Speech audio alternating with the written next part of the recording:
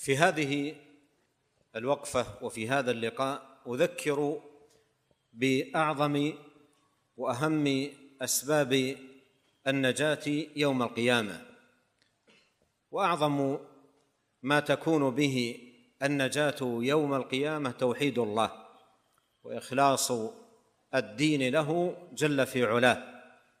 وشاهد ذلك واضح من القصة التي مرت معنا، وقول النبي صلى الله عليه وسلم في تمامها: من قبل مني الكلمة التي عرضت على عمي فردها علي كانت له نجاة.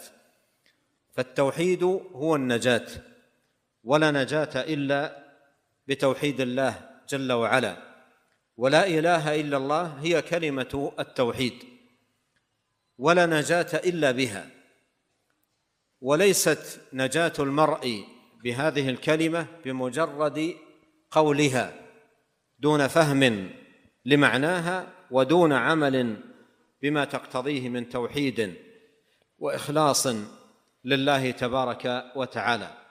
فإن لا إله إلا الله إنما تكون نافعة لقائلها، سببا لنجاته يوم لقاء الله تبارك وتعالى، إن قالها عن علم وعمل وصدق، عن علم بمعناها وعمل بمقتضاها، وأن يكون قالها صدقا من قلبه.